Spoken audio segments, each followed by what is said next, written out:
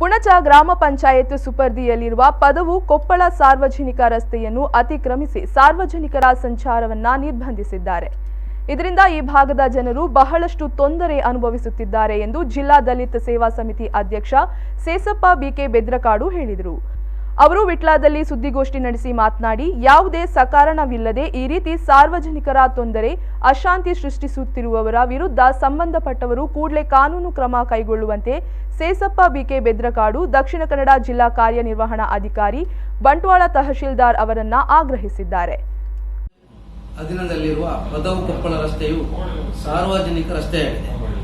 ಸದ್ರಿ ರಸ್ತೆಯನ್ನು ಭವಿತಾ ಡೋಟರ ಪ್ರಾಮರೈ ಮತ್ತು ಜಯಂತಿ ವೈಪ ಪ್ರಾಮರೈ ಇವರು ಅತಿಕ್ರಮಣ ಮಾಡಿಕೊಂಡು ಸಾರ್ವಜನಿಕರಲ್ಲಿ ಹೋಗದಂತೆ ತಡೆ ಹಿಡುವಂತೆ ಕೆಲಸ ಆಗ್ತಾ ಇದೆ.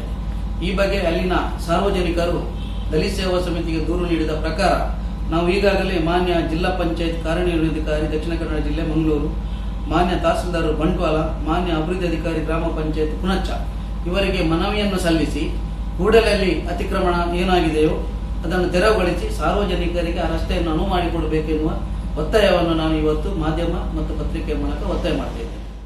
ಸುದ್ದಿಗೋಷ್ಠಿಯಲ್ಲಿ ಸಮಿತಿಯ ಪ್ರಧಾನ ಕಾರ್ಯದರ್ಶಿ ಚಂದ್ರಶೇಖರ್, ರಸ್ತೆ ಫಲಾನುಭವಿಗಳಾದ ಲೋಲಾಕ್ಷ ಆಗ್ರಾಳ ಉಪಸ್ಥಿತರಿದ್ದರು.